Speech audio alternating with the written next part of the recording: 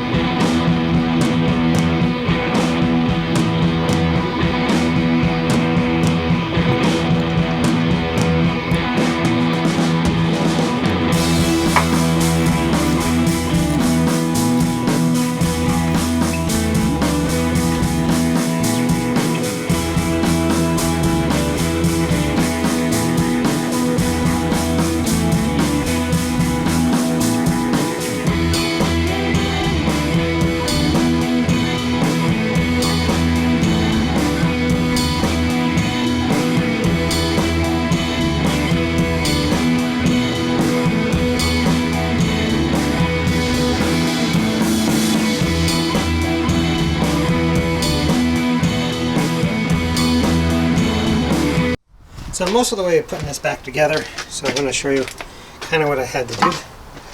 So first, I had to remove the air box, which is right in there, which is that there, and that down there. Well, this is after removing the front end. And just push that out of the way, disconnect the two 10 mils that hold this here, and then push that up out of the way after, well, you have to disconnect that end from the radiator.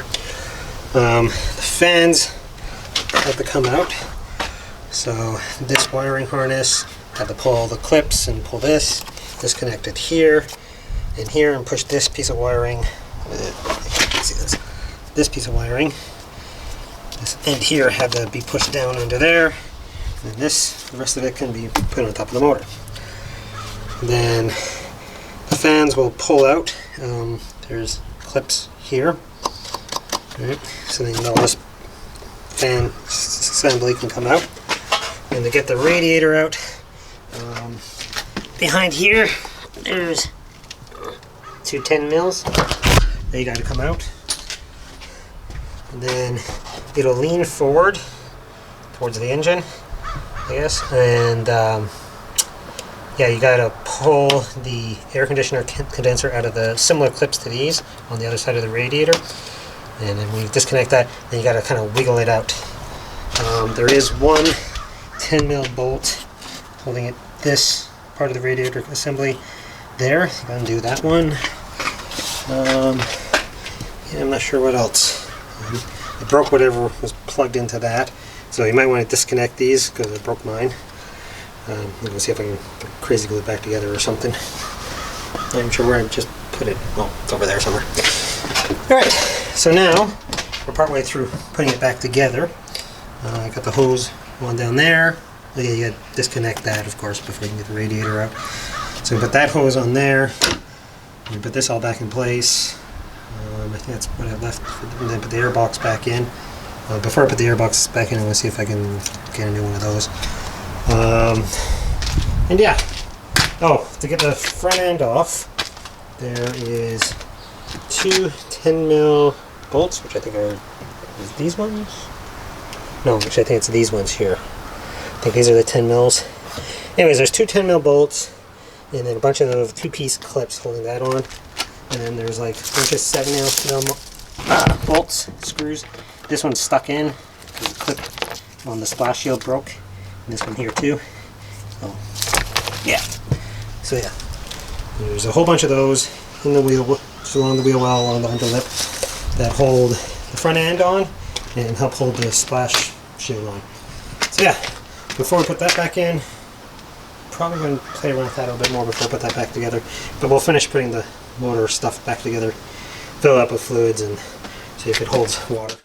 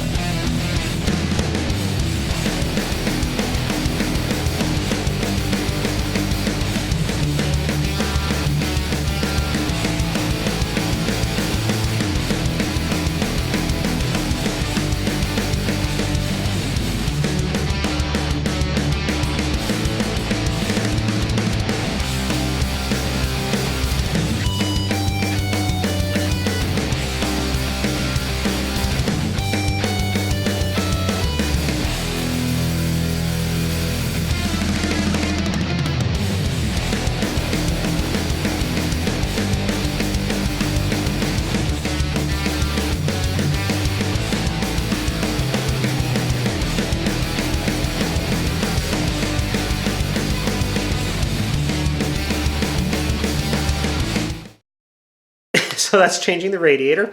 I'm not going to show you putting the front end back on in this video because I'm going to be making a modification to the front end before I put it back on. But I will let you know that by the time I'm doing this, I have already taken it for a drive and it seems to have improved quite a bit. I'm not sure if it's 100% fixed, but we're going to drive around for a day or two and hopefully it'll be all good. If it's not, I'll get back to you. Anyways, So thanks for watching. Please comment, like, subscribe, all that good stuff. If you want merchandise like t-shirts and whatnot, stickers, coffee cups, all types of stuff, check out the link to my Redbubble page in the description. And thanks again, and we'll see you next time.